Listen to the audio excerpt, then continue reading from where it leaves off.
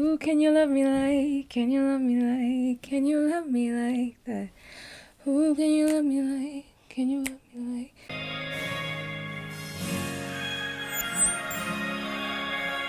Welcome, this is Moon Dives. Hope you're feeling good. If you're not, hope you get better. Today we'll be discussing Nevertheless episode 3 and 4. There's not much else to say. We just have to continue where we left off. So, without further ado, let's dive into it. Okay, so Nabi and Jae Eon kiss and then they're done. They have to go back into their house where some people are sleeping over as well as him, and Nabi begins to think about what just happened. She feels off about the whole thing, and she hopes that what she feels for him isn't jealousy but love. I was very confused by that thought, because if it's jealousy, it's something that will pass. It isn't something that's that deep in my opinion. But if it's something like love, it means that you care about him to a certain extent, and this will continue to happen. So I was a bit confused when she voiced that thought. Then we move on to Yunsol and Jiwan. They are done with the night and they're thinking about Jae Eon and Nabi because they're the talk of the town. And Jiwan is like, I hope that Nabi is not with him because this is not good for her. But Yunsol is like, I actually think he's better than her ex. But I agree, because her ex was like manipulative and etc. But Jae Eon is like straight up with all the actions he does with her. So I'm with Yunsol on this one. I prefer Jae Eon to her ex. Jiwan does raise some valid points though, speaking about how rumors will follow her if she's with Jae Eon, but currently we're not seeing any of that, and they've kept their relationship pretty low-key other than the longing glances. So we'll see what happens on that front. While all of this is occurring, we see that Nabi is extremely stressed about what happened the previous night. She goes on to forums, she asks Yunsol for advice. People miraculously start discussing the exact topic she needs advice on. And it seems like all signs are pointing towards her not going back to Jae Eon. Okay? She even decides not to text him, though she thinks they should discuss it, because she feels like she'll be too clingy / desperate, which I completely agree with, because he's a bit of a wild card and best not to interact with him until he comes to you. So, Jae Eon is missing in action, and am I surprised? No, because she gave him exactly what he wanted, or at least I think that's what he wanted. Where is Jae Eon though? He is picking up a friend from the airport. Yeah, it's the airport. He's picking up a friend from the airport, and she's a woman. Her name is Sola, and the two seem to be really close. And Nabi finally gets to see him when he's heading out to meet her. She's doing her usual, I'm walking past his faculty to see if he's there, and then he is there and he gets a call and he heads out and says her name. Nabi then proceeds to follow him. Yes, she decides to follow him. And she's aware that what she's doing is creepy. But even if you are aware, it doesn't offset the fact that it is happening. I get that she may have some deep feelings for him or something like that. But I was just like, come on now. He's disrespecting you. He hasn't even texted her once since what occurred. And I think half a day has passed since that time. She then decides to cool down by entering a nearby convenience store, and there she meets a hobe of hers. His name is Unha, and he seems to be falling all over her, which is something I really enjoy in this drama, because usually you watch a K-drama, the girl is extremely beautiful, and then we're supposed to believe that they're like what is that thing? The ugly duckling of that show, and if anyone gives her any type of attention, it's miraculous because she's not beautiful, but she is, and this drama owns up to it, because almost every guy who sees her falls over her. So he's given I like you vibes, and I like that, because he seems sweeter, he seems more innocent than Unha and than Jae Eon, and this is something that Nabi later thinks. So he asks for her number, she gives it to him, and during that whole interaction of them, because they walk out of the convenience store at the time, Jae Eon and Sola see it, right? He says, I think I'm going to let my butterflies go because it feels like I'm trapping them currently. And, if you have butterflies locked in your house, that is true. But Sola seems very shocked by this information. And I am as well. Continuously throughout the drama, whenever Jae Eon mentions butterflies, even if he is talking about like the insects, butterflies, he usually means Nabi. And so when he says, I think I'm going to let her go because she needs to be free and I'm feeling like I'm trapping her, it feels like he's talking about Nabi. He does look at the interaction as well between Nabi and Unha, and he doesn't seem at all jealous. So I'm like, okay, cool. It doesn't seem like you're in too deep, unlike Nabi. We also, in my opinion, get some idea of why he likes butterflies so much. A friend is mentioned, and currently my theory is that he used to have a friend who liked butterflies, or his name was Butterflies, and they lost them. That's like a very common trope, and I think that's what happened between the two friends and why they're so close to each other, despite the fact that Jaeon seems to be reserved from everybody else. Unha seems to like her very much. It's not long before he texts her and invites her to come to his stand during the faculty flea market event. And it's not very long after that, like the next day, where he comes and visits her in her classroom where they sculpt. It's either empty or she's having a class in it, obviously, because all the equipment is there. And this time, it's an empty class. So he enters there and he is flirting with my girl, trying to get on a date with her. When? Who enters the room? Jae-eon. Jae-eon wants to assert that Nabi is someone he is romantically interested in, but Nabi brushes him off and agrees to go on a date with Unha. In a fit of jealousy, Jae-eon mentions what Nabi has been trying so hard to keep under wraps. Their kiss. The two of them, after leaving the room, because Nabi's pissed, obviously, because he's been ignoring her or at least not contacting her since they kissed, but now when he sees her with another guy, he's ready to be out and about talking about the kiss that she hasn't mentioned to anybody else. Excuse me? No. So, when they get to the rooftop, Nabi bursts and mentions just about what I just said to you. And Unha does give a good point. He's like, well, you didn't contact me either, but we know when she contacts him, it's not the same as him contacting her, or at least that's how it feels so far. There's an uncertainty to him ever replying to her messages, especially if he didn't initiate it. So the two basically go at it, and at the end of it, they're both like, yeah, nothing's gonna happen again. They seem hella sure. Obviously, that's not the case because we have 10 episodes and I'm on 3? Obviously, something's gonna happen. As she's leaving the rooftop, Unha is there and he hands her phone. He seems to have heard everything about the kiss and the argument, and he still asks, would you like to go on a date with me? So they go on a date.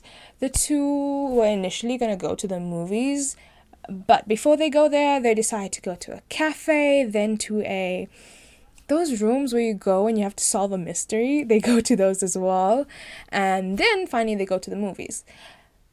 Nabi is realizing the difference between him and Jaeon. It's like she likes that he's sweet and innocent and simple. And he's also compared in a way to her ex-boyfriend, because when they're waiting to go in for the movies and he's buying her popcorn, she looks through her images and she sees an image of him, and there it shows their sweet moment together, and her thoughts right before that is, how long will this cute thing with me and Unha last? The movie is a romance. She's not really interested, and on the walk home, Unha confesses, and he's tries to go in for a kiss, but Nabi laughs at him, and we later find out that's because she doesn't believe that they have that fire that her and Jaeon have. But Nabi, we can't all have the fire all the time, because the fire apparently is what is bringing trouble into your life right now. So maybe you need a little water, something not that hot to douse the flames and keep your life simple, because you want to go and study abroad, you want to do well. In between all of this, Yunsol goes out for a lunch with someone that she ruins his phone.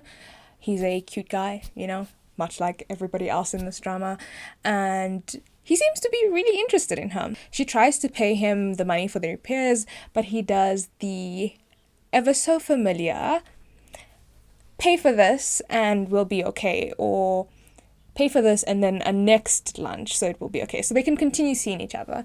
And Yunsol, his friend Jiwan, sees them together as they exit in the restaurant. She thinks it's something romantic, and she's also on a date with someone else, and she seems a bit off with it. Adding on to that, Jiwan also finds out that Yunsol was applying for the exchange program, and she's the only one who doesn't seem to know anything about it. The day of the flea market arrives. It's not long before we find out that Unha has been lying to Nabi. I want to believe what he said, where he was just like, oh, I like this girl so much, and then she hit me up yesterday and that's why she's here.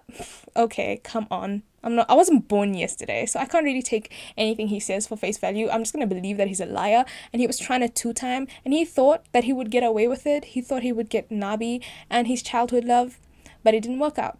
And of course, Jae Eon has to witness this whole embarrassing scene for Nabi, which of course it's gonna happen. I said it's like a Wattpad book, so he has to witness it. From there, the night does not get any less dramatic when Yunsol arrives with the guy she went on a lunch with. The two end up playing a game, and it so happens to be a couple game where you put the balloon in between you and you both have to pop it. Yeah. And Jiwan sees all of this and she is pissed. Now I know that she's pissed, When Yunsol approaches her because she won a toy there, she wants to give it to her. Yunsol is like, she likes her so much. I'm believing that she likes Jiwan, okay? The signs.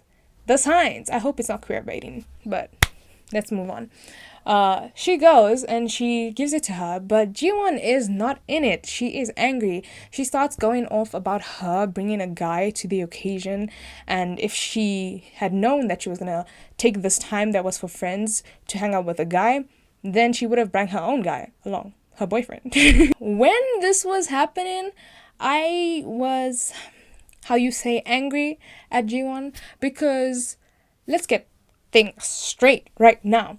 In the first 2 episodes, somewhere along there, Yunsol and Jiwan have to go somewhere, and Jiwan bails because she wants to go on a blind date, and Yunsol has to go even though she's not really close with those people, and that's how she met this guy in question, right? And it's it's insinuated that this seems to happen a lot with Jiwan, she's always going on blind dates, she's always ditching. And so when she was angry at Yunsol, I was like, you don't get to do that, because you just don't get to do that, It was also very confrontational because it was done in front of everybody else and everyone else saw them fight, so I didn't like that. And another thing that bothered me about it, it seemed that Jiwan was more angry that the people surrounding them was insinuating that the guy was Yunsol's boyfriend more than anything. A thing that has been happening for quite a while now. In the second episode, when one of the students expresses that he likes Yunsol, Jiwan seems off about it, and I'm hoping that she's off because of another reason, not because she might actually have feelings and thus is taking it out in the wrong way. I do want her to have feelings for her, but be constructive about it. We don't have to fight about everything. It doesn't have to be this thing where she's gonna be constantly jealous and making Yunsol feel bad, Nabi's home, she's in bed, she's feeling unwell, but also very embarrassed with what happened.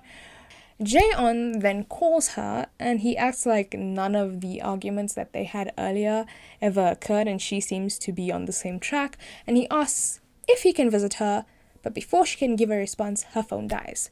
She ends up going to a convenience store to buy some medicine because she's not feeling well, and on her way back home, she sees cops and everything flooded in front of her house. And she rushes to her apartment to find out what's happening. And who is there? It's Jae Eon. He went and he called the police because he thought something was wrong when she wasn't answering her phone. And when he arrived, when she didn't answer anything, he thought something was wrong. It was very dramatic, very over, like she says. It was like overreaction.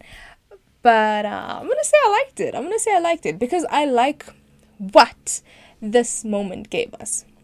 It shows that Jaeon is a caring person, and towards Nabi, he is particularly more caring than we've heard he's been with any other person. And so I feel like him behaving this way and them showing us this gives us a look into how Nabi must be feeling, knowing that everything with him is going to be harder. Like, he seems emotionally unavailable, doesn't want a relationship, but also he's given her like so much kindness, so much care when she wants it the most, because she was feeling bad, she was feeling sick, and then he comes inside and he just ups it once again, because he first of all brings her food. She says she doesn't want it. She's like very excited about it, and I liked it. She was just like, I don't like things like this, take it. It gave me very what do you call it, tsundere type slash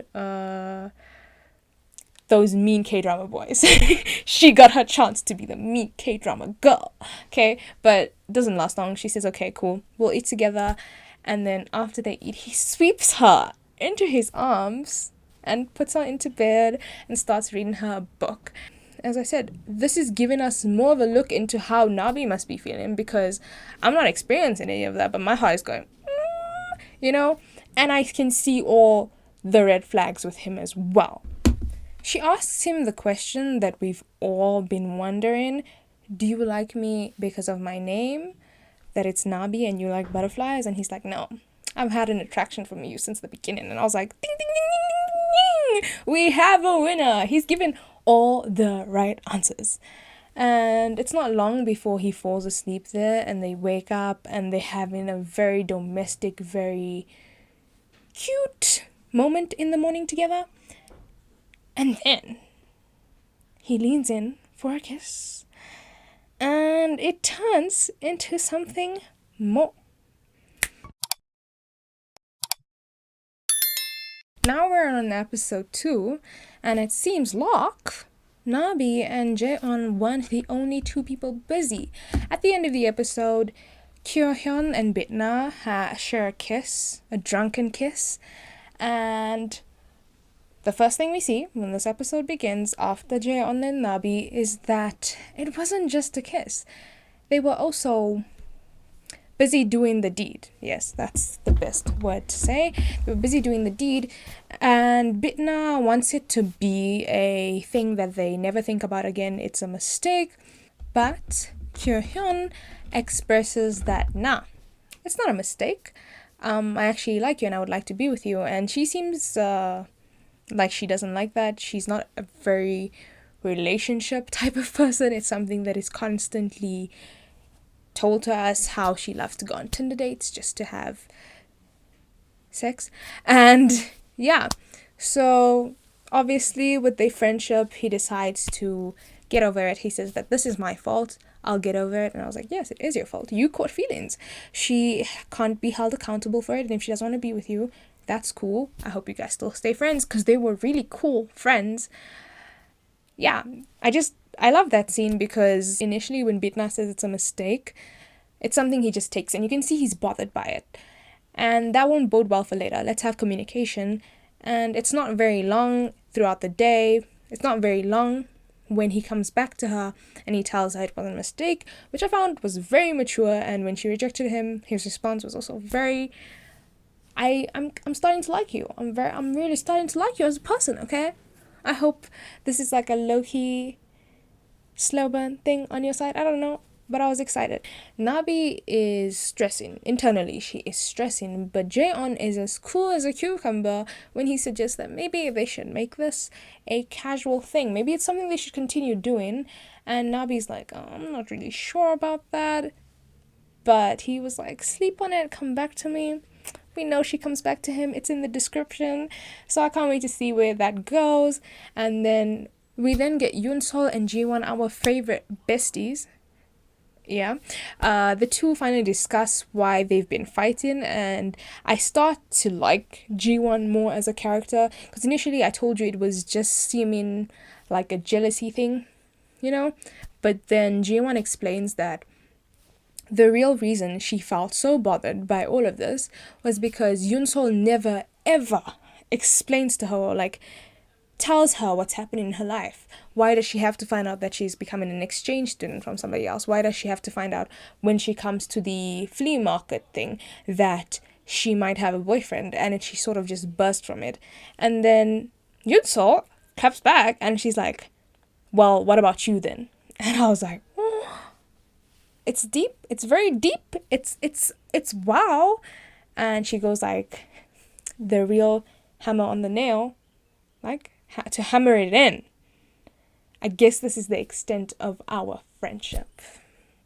No, not friendship, relationship. Having gotten more of an idea of the type of person Jiwan is, I want them to make up very quickly so we can continue see them flourish. The next time Nabi and Jae Eon meet up, she mentions that she would like to keep this relationship that they have on the down low, and Jae Eon doesn't seem fazed by it. I think he was already going to voice that towards her. We then get a very long sequence of the two of them being very cute, doing the things, and basically just getting to know each other better. Nabi is bothered by this because she mentions that their relationship is only that of the night. They haven't crossed that boundary. Nabi's birthday is coming up and Jae Eon invites her out to see an exhibit with him. She's sure he doesn't know it's her birthday, but she accepts to go with him. And after a little bit of investigating, a little bit of digging, asking people whether it makes sense to spend your special day, your birthday, with someone you're just having sex with, she decides that she won't, and she cancels on him. When she does, he picks up the phone in front of Sola, because she cancels on the phone. And he seems a bit sad because initially, before he answered it, he was texting her and he was smiling so much, and I love that look on him. And then when he gets the call, he's sort of just like vibes. And Sola is speaking to him and is like, maybe that decision you made about the butterflies was a good idea. Maybe you should let it go, right? Because Jae Eon has just expressed that maybe he doesn't want to let it go anymore. He wants to keep them. Maybe his thought process was a bit too quick, too soon, right? And again, he is talking about Nabi. It's very clear he's talking about Nabi as well as his physical butterflies. And Sola seems very bothered by it. She's like, maybe it is best that you let them go because all you seem to do with things that you like is torment them. I was like, because the look she gave him was hella meaningful, and it sort of gave me the idea that their friendship isn't as platonic as I assumed it was, because she might just like him. Her eyes are giving me, I'm in love with you, but I know that I can't be with you, but that's okay because nobody can have you, but now it seems like someone might have you. That's what her eyes are giving me. Nabi will be spending her birthday with her mother, is what she told him, and is what we see when the weekend finally comes. I'm sighing because it's been clear that Nabi and her mom's relationship isn't that great with the few phone calls we got, but what solidified that was the point where she speaks to her aunt and says, well, I wish you were my mom, straight up. And her aunt doesn't seem fazed by it at all. And when her birthday finally comes about, we find out why. We find out why her and her mom's relationship isn't that great. So she comes home to find the cake eaten, a champagne bottle popped, and her mom in her room with a man busy doing the deed, as just like everybody else on the show, But she knew her daughter was coming over, and when Nabi tells her that you're neglecting me again, she just brushes it off. I love this scene because we get to see that Nabi's mom knows how much of a horrible person she is, or at least a horrible mother she is to Nabi, because no child would just voice to their parents, you're neglecting me again, without having brought it up before. She's sad because she decided to be with her, And once again, her mom disappointed her when she could have spent her day with Jaeon, who at least there's no familial ties there. It's not like, yeah, at least with Jaeon, she knows that if she went out with him, it wouldn't have been a date. It would have been something. Yeah, exactly that. It would have been something. And then she sees Jaeon and he decides to take her out. And Nabi spends the rest of the day with him, and it's this cute, very, very cute. I have no other words.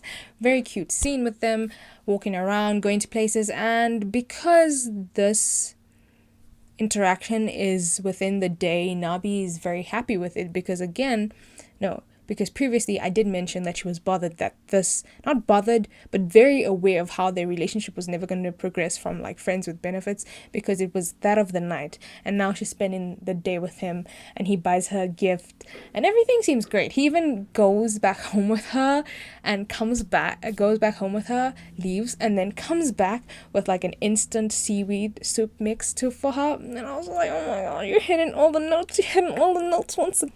If you don't know what seaweed soup is in a K-drama, is that on your birthday, your mother is supposed to make you like seaweed soup, I don't know the cultural reasons why, but I know that it's a very common thing. And so him making it for her is a pretty big deal, because when he asks at some point, he's like, I thought I was the only one who didn't have a mom who didn't do it for me, and they bond for a moment over that. So they don't end up making that instant seaweed soup because, they start kissing and then they move to the couch and then they're cuddling and he gets a call. So he has to leave because Sola is calling him, and Nabi is a bit sad, obviously, because this birthday was turning out to be actually nice after the bad morning that she had. One of the thoughts she had initially about her birthday was that she's never had to worry about spending it with a particular person, because when she was younger it was like that, but once she started school it was always her friends, and then once she got in a relationship it was always her boyfriend, because we find out that the guy that she was dating, the manipulative bastard, blip blip blip, was her first and only boyfriend. Earlier in the episode, Nabi meets up with her childhood friend, who is also, much like everybody else, whipped with her, and they have the cutest scenes ever. I'm saying cute a lot, but I don't have enough words in my vocabulary to describe how fulfilling that scene was for me. I know I'm currently with the Nabi and Jae Eon initiative. They will get there. But if a cute guy who is kind comes by, who am I to not be invested in this relationship or, this friendship? So she meets a childhood friend, and it's, if you didn't know that they were going to be romantically involved with each other, the scene where he holds up the umbrella, lets most of the water drip down his shoulder, and gives her the umbrella because he has a hoodie. He doesn't mind getting rained on. Then, yeah. Rain sequences in K-dramas are like sacred, okay? They're sacred. If someone gives you the umbrella, they love you. If someone gets rained on for you, then they'd do anything for you. And after that whole giving her the umbrella and getting rained on, right before he leaves with his hoodie on, smiling at her, he says, can I text you? Because they took each other's numbers down. Okay? So go back to the now where Nabi has just been left by Jae Eon. She remembers him and goes to the restaurant where he said he works, and if she came by he would make noodles for her. When she gets there, it's closed, but obviously not for her. He sees her and lets her in, and the two, oh my god. I said I am there for Nabi and Jae Eon, but if anything good comes by, I will appreciate it just as much. And they were very cute, He makes her seaweed soup and cake because he remembers it's her birthday. She's pretty shocked, but it's like, if you play a big part in someone's life, people usually remember those dates. Like, it's like it's like first nature. And also it's because he locks you, okay? He locks you, yeah? And the two are really getting to know each other, and it's a very big contrast to her and Jae Eon, because despite how long they've been doing this whole friends with benefits thing. It's been happening for quite a while. We don't have an exact date, but it's obvious with the sequence we've been getting. He is not an easy person to crack. Despite all the sweet moments they have, none of what they talk about is really like substance. You know, they don't know actual things about each other. At least she doesn't know actual things about him. And within 5 minutes of talking to him, she gets to know him. Jae left to see Sol, and we get more of that. We find out that she has anemia and she probably like collapsed, and he came there to pay the bill and tell her to take care of herself. I actually am beginning to like their interactions. I didn't hate it, but I didn't have much to say about it. They were always just speaking, and it was like really short snippets, and then it'd be like, okay, yeah, he spoke to her. He left Nabi to go speak to her because it's his friend, you know. She's important in his life. But now, after finding out that, or at least me theorizing that she might like him, and seeing their relationship and everything else surrounding Jae-on's life, she's the closest thing to a friend. This, of course, spurs on rumors, and it's not long before this information hits not just her fellow students' ears, but her exes as well. He comes to her home, and the drama falls back into that very anonymous type of filming where you don't really see his face. You get snippets from here to there to there. It's really makes you kind of dizzy, but I like it. I like how they're not given like faces to these people at the moment. I feel like there's a reason why. So he wants her to get back together with him. What? Like, no. And she's very assertive. She's like, no, okay? Even if I was with him, it's none of your business. And she just turns him down. Like the boss she is. She's not going back into that. But because all of this rumors has started to like sort of seep into her life, where people are speaking about it in front of her, talking bad things about her behind her back, and she's like finding out about it, she's starting to rethink her relationship with her and Jae-on, especially when her lecturer, comes to her when two particular people are talking bad about her and she's listening in, and the lady expresses that despite the fact she told everyone to fall in love, she said, get inspiration, fall in love, this is the best time, blah blah blah blah blah, you're artist, why do I have to tell you this? Yeah, when she finds out that Nabi likes Jae-on, she goes like, no, not this, you know, I don't think that this is gonna be good for you because you need to graduate soon and all this drama. Do you think it's good for your future? I'm just giving you advice as a person who's gone through it before. And when she said that, I liked her just a tiny bit more. Not because she was telling her not to be with Jae-on, but because we're getting depth into the character that she is, and maybe the reason why she's so harsh on Nabi is because she sees herself in her. Still doesn't make it any better though. With all the rumors, she decides that she wants to break it off with Jae-on. She finally goes to campus to see him. There, she begins to tell him she wants to break it off, but before the words can leave her mouth, oh no!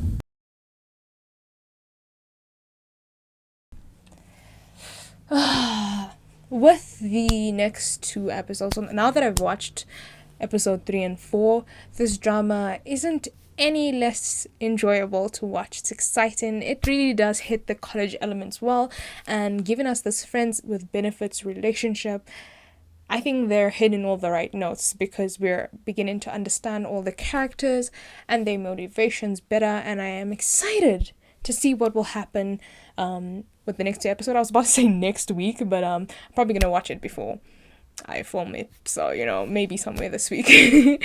I hope you enjoyed the video. If you did, you know, hit the like button, hit the notification button, subscribe, because I'm quite funny, I'm quite nice to watch, aren't I? You know, that's why you've reached the end, and see you next week. Bye. Yeah.